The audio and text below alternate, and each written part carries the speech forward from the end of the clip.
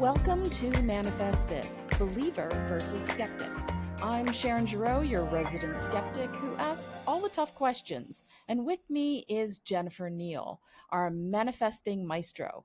Whether you're rolling your eyes or raising your vibration, we dive into all things manifestation, mindset, and energy from every side.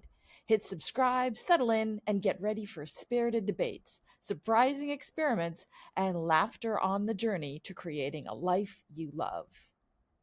Today, we're going to talk about love, identity, and alignment, and why some people find their person and others keep dating the same lesson. Hi, Jennifer. How are you today? Great. I'm in love. You're in How are love? you? I'm great, but I'm in love with myself and nobody else. Okay, that's a good start. So we're talking about love, identity, and alignment, which I think is a lot of people's favorite topic. Tell us what you're thinking around all of this. Well, I see with my own eyes, and I am an example of someone that has been on both sides of the fence. I have been the one that has been unhappy and searching and thinking I'm never going to find the right person. And I'm also on the other side of the fence twice in my life. I've been on the other side of the fence where I found the one soulmate material. And so it came to me so easily both times that one would question, does anybody ever have trouble finding their person? So I Okay. just think it's an interesting topic, especially with Valentine's Day coming up. Okay. Well, this is an interesting start. So, what's the question everybody asks you then? So the question is, why do some people meet their soulmate almost effortlessly, and others can't even get a date? And I like to say, why do some have a soulmate and others can't get a date? Like, why is that? Same city, same app, same intelligence, same intentions, right? Same desire. I want somebody in my life. Right. And yet very different outcomes. And sometimes these outcomes last for decades. Like, and I'm not kidding. I've got a friend that, 25 years later, still looking for the one. So today we're going to unpack what's really going on beneath the surface and what the law of attraction actually has to do with love. And without turning this into fairy dust and affirmations on your mirror, which you will love, Miss Practical. Uh, Um, yeah, thank you you for that. know, Because if this turns into just vibe higher, I'm out. well, I can't tell you there isn't going to be some of that, but it's not vibe higher, it's vibe differently. But yeah, let's get into this.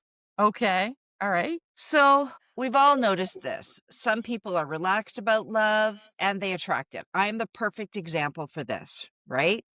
5 years ago this spring, not looking, fed up, good with my own life, good with my own little self, in walks Mr. Man. And that was it for us, but others are so intense about love, they repel it.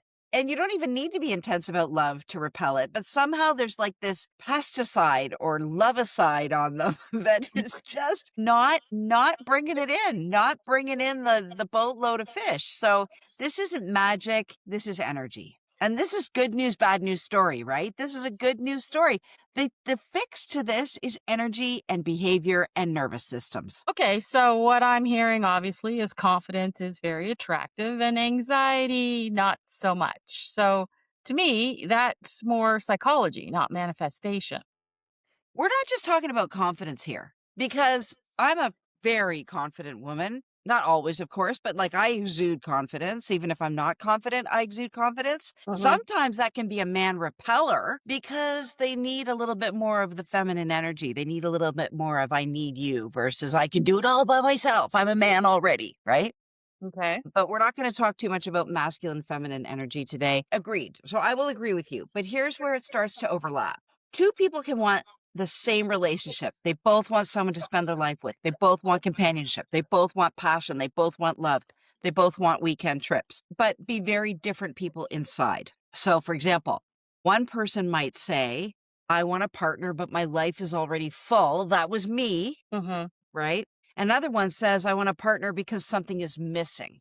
They're going to be the last jigsaw piece in my puzzle. And those don't land exactly the same way. Okay. All right. So let's talk about that in terms of, I guess, attracting how you're going to attract what you want versus attracting what you are. Because I think you've sort of mentioned this type of thing before, Well, those two go together though. You do attract what you are, right? So right? this is classic law of attraction territory. This is the part that people skip over. You don't attract love because you want it. You attract love by being the kind of person who belongs in the relationship you want, right? So there we Okay. go.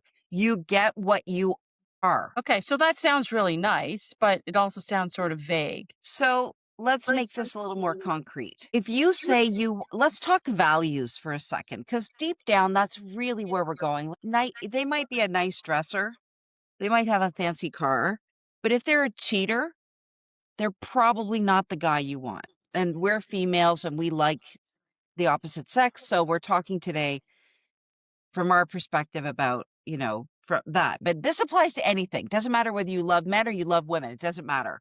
If you say you want honesty, if you say you want someone that's emotionally available, this is a big one. If you say you want consistency, if you say you want kindness, if you say you want commitment, and yet you yourself, maybe you avoid hard conversations. Maybe you disappear the minute things get tough or uncomfortable. Maybe you say yes, but you really mean no. Maybe you become a people pleaser. Maybe you become a yes woman because you think that's what they want from you. Maybe you chase clarity instead of living a clear life. That's a mismatch. It's not punishment, but again, this is alignment. This is misalignment with the things you say you want. Okay, so obviously, if people want emotionally mature partners, if they're not practicing emotional maturity themselves, they're going to run into some challenges. It's really, you know, be the person you want to date. Yeah, 100%.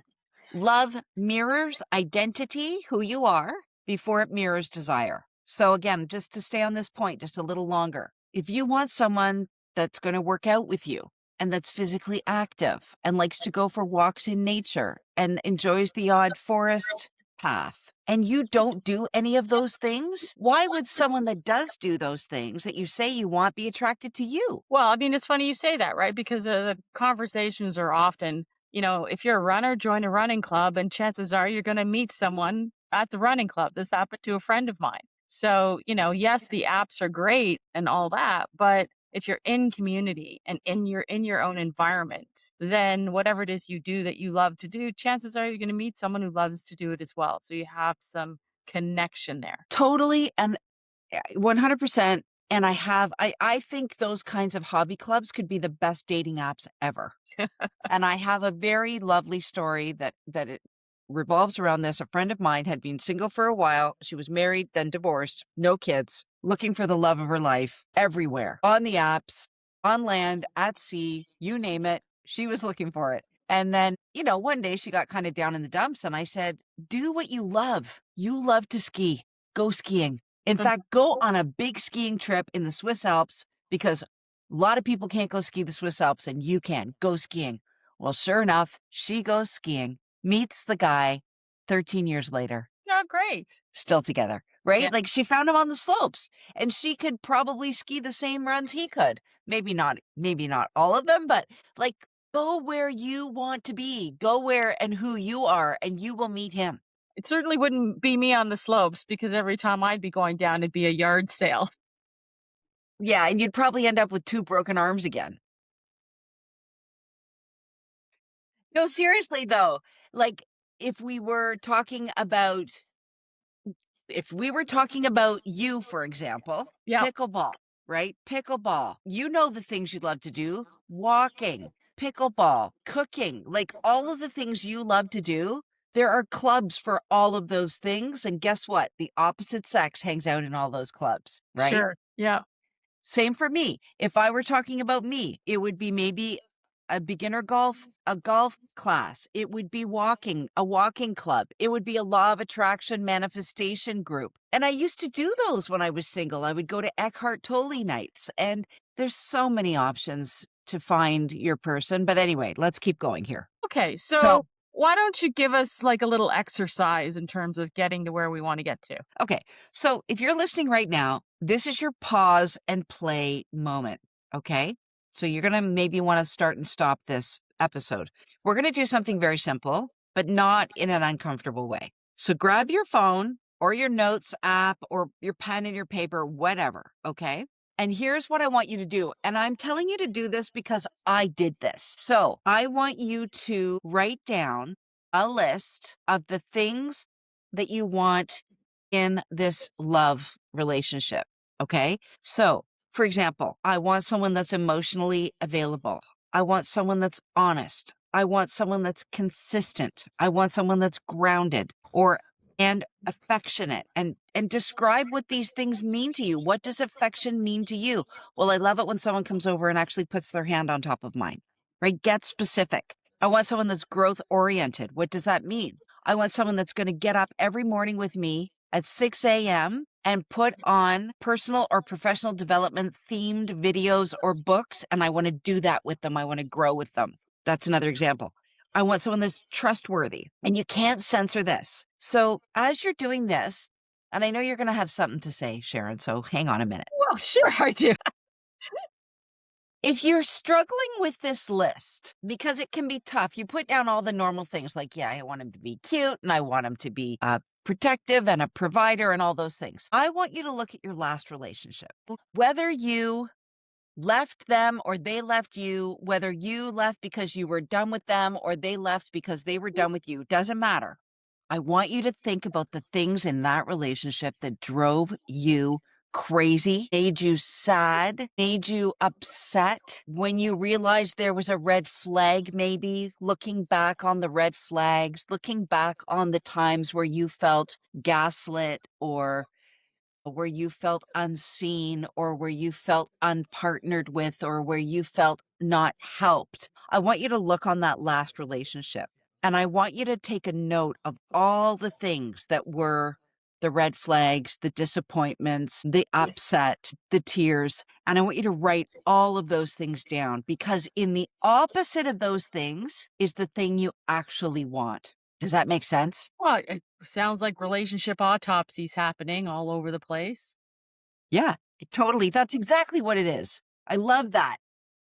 Everyone's done that type of list before about what they're looking Have they? for in someone. People talk about it with their Yeah, but do friends. you write the list like I did? I literally got out of that relationship that went nowhere and I was so mad and I wrote down everything that I did and didn't want again. But I Right. don't think everybody does that. Okay. All right. What's the next step then? So once you've got your list in front of you, and again, you might have to go opposites to what I want. Well, now you've got your want list.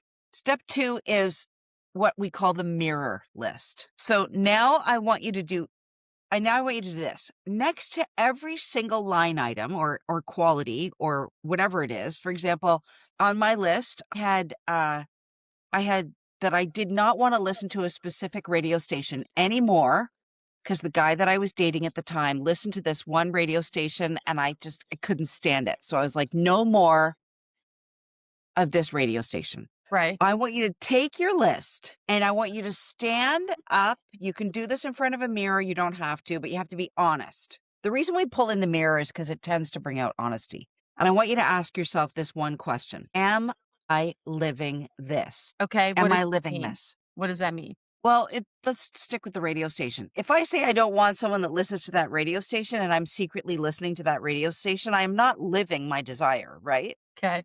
Back to the idea of working out. If I say I want someone that's active and working out and I want to work out with them, but I'm not quite down to my schedule yet, can't quite hit the gym, that's a problem. Right. So you want to ask yourself, am I living this? Let me just stop you there for 1 second because what struck me as you say that is I Yeah. think sometimes people look for partners who they think might motivate them to live it when they're not there yet. And now we've got a mismatched expectation where, let's take the gym, for example. You want someone who goes to the gym regularly. You're not quite there yet, but you're hoping that that person who comes into your life is the person who's going to motivate you to do it. Well, great for you for, maybe hoping that person helps you. But on the other side of the coin, have you set up a red flag about yourself because you said you're a person who really likes to work out and now this person's walked in with that expectation that you are who you say you are, and in fact, you put the burden on them in some respect. Totally. Unless you really mean it and you did need that gym buddy or that inspiration. I mean, it can go both ways, I think. Okay. It's okay. Like, listen, if you're a slob and, you know, a couch potato, but you really don't want to be a couch potato anymore, and you know that if somebody comes into your life that would start a new branch of life for you, and you're honest about it, and maybe he's a couch potato too. Like maybe instead of looking for someone that's a gym rat, you actually say to some in your quest, he doesn't need to be buff, but I want us to get buff together. I think that's okay.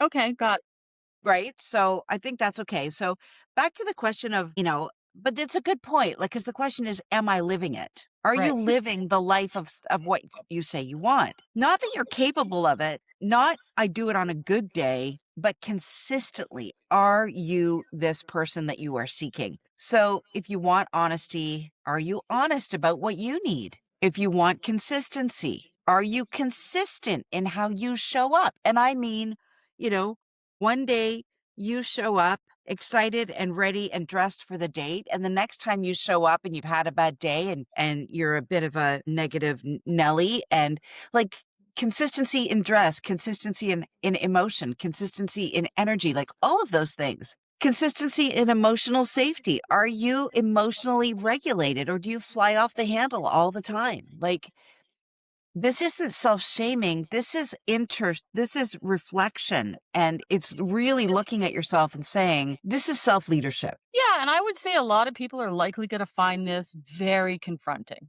because I think one of the easiest things to do sometimes is to lie to ourselves. And it's tough to be honest with ourselves in terms of what we want and what we need. And there could be the other side of the coin, right? If someone is actually really trying to framework this precisely and they're being honest with themselves, sometimes those are difficult conversations you're having in your own head about, do I deserve it?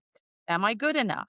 Right? All of those pieces might start to show up when you start to be honest with yourself. You're totally right. I also think there's a silver lining in that too. Let's say you can't find your person and you've been on a series of dates and none of them were worked out and they're not texting back or they're not getting back to you and you start getting upset to your point about, well, maybe this is about me. What if instead of going down that road, what if you actually said to yourself, well, the universe knows that I'm looking for honesty, consistency, and emotional safety. And the reason this isn't working out is because the universe knows he's not a match to those things. Like, what if we were really honest about the reason why things don't go forward in a good way, in that the universe is protecting us and knows what we need and want and deserve? And so all the ones that don't work out is because it's not a match yet. It's interesting because I was just having this conversation with a friend of mine, and I think some of the challenges one faces is while it's lovely to see a couple that's been married for 50 years and they're still in each other's pocket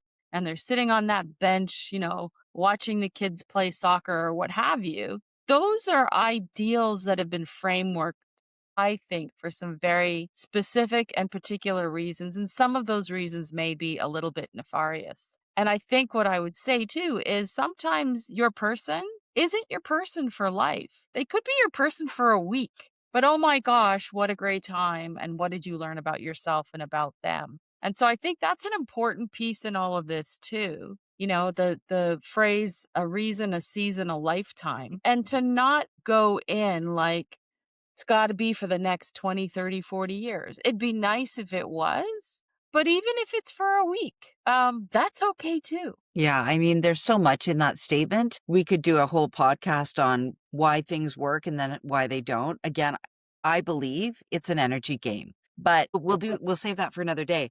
But going back to your comment about maybe things aren't supposed to be forever, I totally agree with you. Mine wasn't my initial marriage was not forever. And, I'm very sad about that. Still today, I'm very sad about that. It's okay also to want something forever. Like, again, what do you believe? What do you believe? Like on my list, I want my soulmate for life. I want that. I'm looking for that. I want that.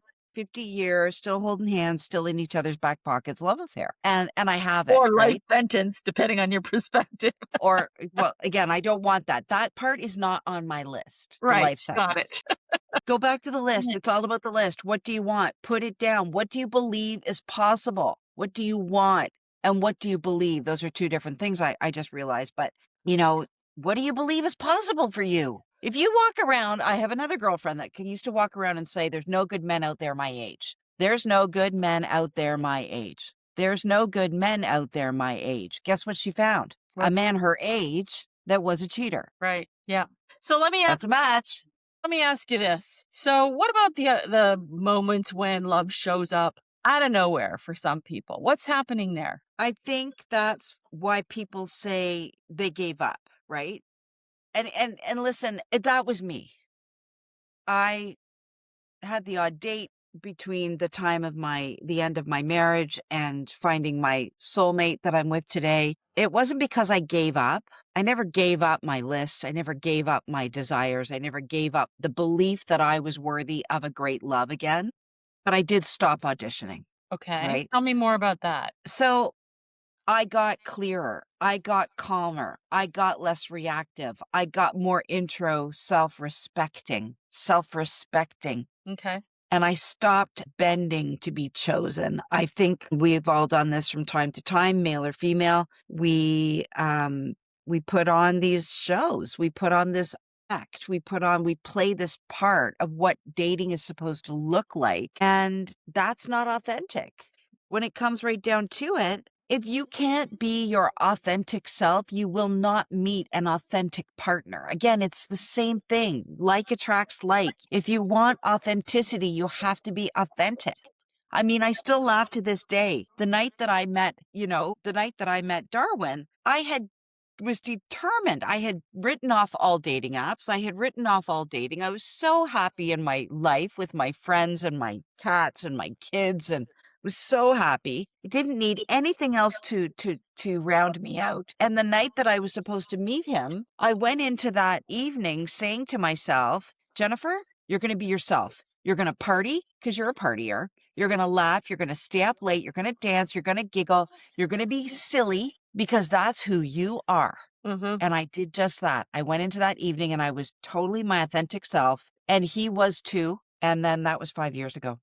Guys don't like it when you're too silly. Guys don't like it when you're the life of the party. Guys don't like it when you're looking for, seemingly so goofy, you're looking for attention. Guys don't like that. But that's who I was. So really what I'm hearing is that your energy sort of shifted from pick me to this is me. Take it or leave it. Here I am. 100%. I love that. Yeah. From pick me to this is me. Yeah. That's the answer right there. That's Okay. the answer. Like, we're done. Well, we're not. I know. Because I think what would be interesting to hear about now are, reframing values and chemistry. Got it. Well, so here's another hard truth. Chemistry gets mistaken for compatibility all the time, but chemistry without shared values just creates chaos. Okay. So again, I'll explain. If you value communication, that's a big one for me. I want to be able to talk with you. I want to be able to talk to you. I want your opinion. I want you to take me off the ledge. I want to know what is going on inside your brain, but I don't do that myself. Right? Again, we got a mismatch. So if you value communication, if you value reliability, if you value peace, if you value growth, but you keep choosing intensity and mystery and emotional roller coasters, that's not bad luck. That's a habit and it's your fault. I hate to say it. Well, I think, science in some respects kind of backs this up because with the chemistry, it's funny. You sort of listen to people and it's like, oh, there was so much excitement in the beginning, AKA limerence, and now it's sort of faded away. Well, of course it has because chemically we're geared up when the attraction happens, from that perspective to have all that fun that goes around with it. But if you don't have the bedrock of what you're talking about, the alignment of yourself with another person, the attraction is just that. It's chemical, but there's not a lot of longevity. And again, I'm going to say this there's nothing wrong with that if you're happy enough to have that limerence phase consistently. But there's a point at which I think many people go, "Okay, I'm just tired of this, and I just want someone to chill out with and have those conversations," for example. Do you remember that movie, How to Lose a Guy in 10 Days, Yes, with Kate Hudson and Matthew McConaughey? I do. And of course, I mean, it's such a great movie for what we're talking about because, she did all the things initially to get him hooked in. And initially, she got the tickets for the Knicks game and she let him have his poker night and she did all the things that a stereotypical girlfriend apparently is wanted to do.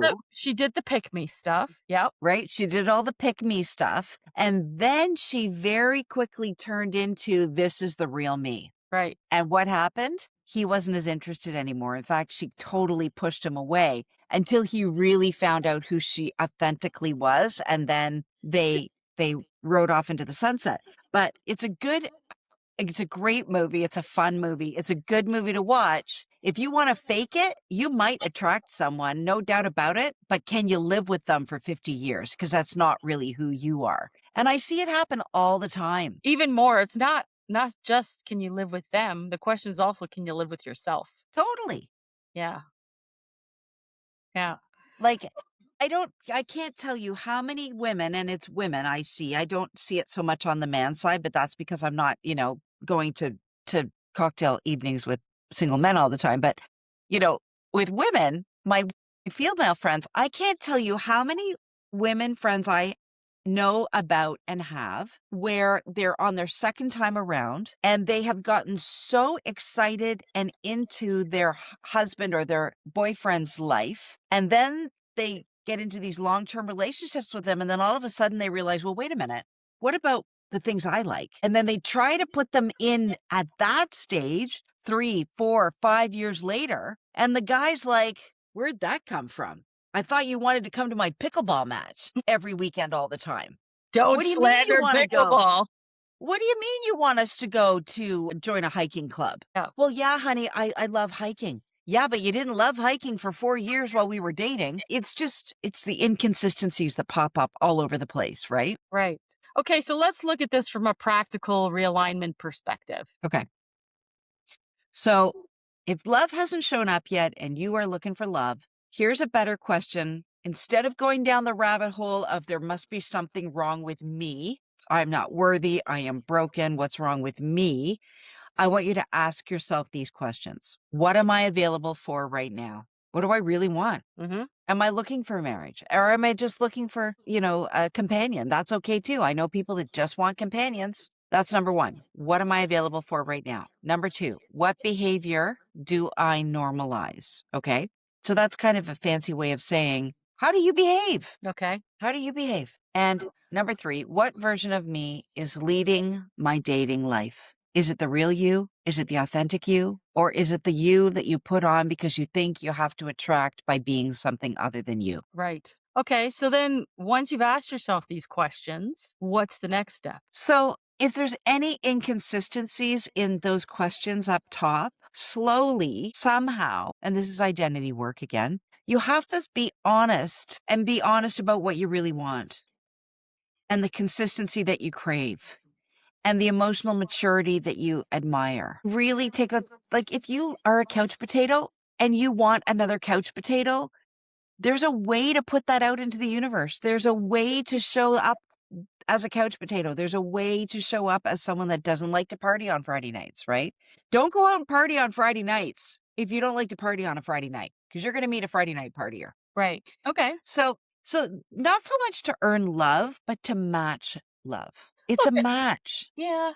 And I'll say, even without using all the manifestation language, it's generally, solid advice. If you're a skeptic like I am, and there are elements of this that just don't resonate, just being authentic in who you are is really good advice. If you're a healthy, emotionally aware individual, you're going to attract healthier relationships, period. Yeah.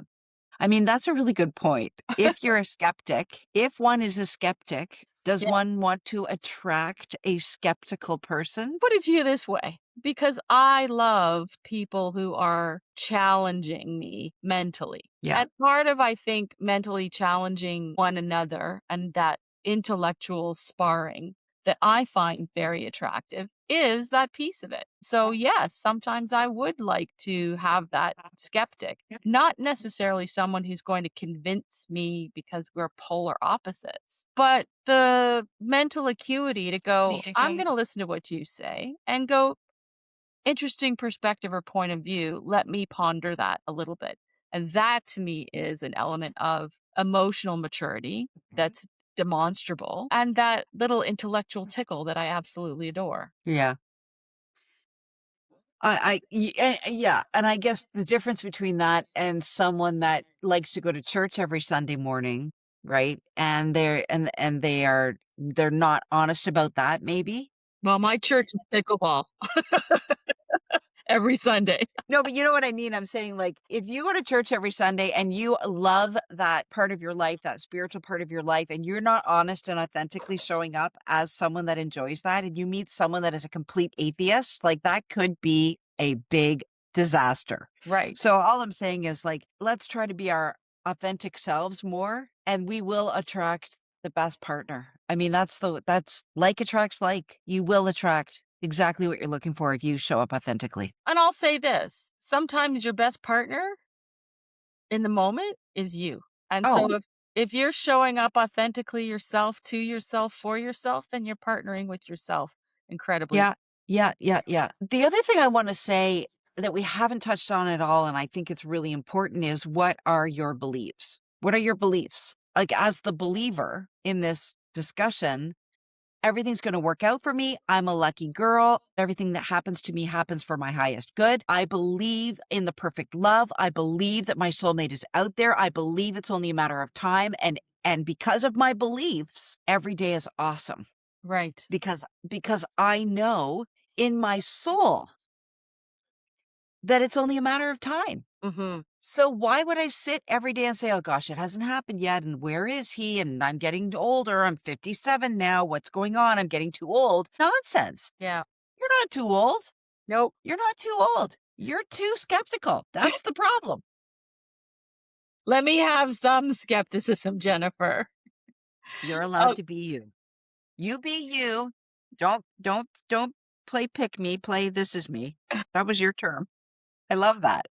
okay, so let's wrap this up a little bit for our listeners. What do you have to say in closing? So maybe love isn't late for you. Maybe love isn't lost for you. Maybe love isn't, never going to come back or be there for you. Maybe it's just waiting for you to fully step into the role of the partner that you keep asking for. Okay. And obviously that doesn't mean perfection. It just means alignment.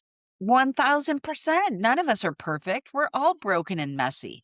But be what you want. Show up the way you want. Like, let the rest meet you there. And so again, one final tip. I'm serious about the list. Give yourself the gift this weekend of spending 10 minutes and play the opposites game. This is what they did. This is what I want. This is what happened. This is what I want. And do that, please. Okay, that's great, Jennifer. Thanks for your tips today. And everybody, we're going to close out and get that list going, as Jennifer has said. And thanks again for listening to Manifest This. Bye, everybody. Thanks for tuning in to Manifest This, Believer versus Skeptic. If you enjoyed today's conversation, share it with a friend, believer or skeptic. And don't forget to leave us a review so others can join in the debate. Plus, check out Jennifer's TikTok account, Manifestation RX, where she writes daily prescriptions for manifesting your dreams. Think practical tips with a dash of magic. We love hearing your questions and stories, so tell us what you're manifesting or questioning this week. Until next time, keep an open mind and maybe manifest a little magic.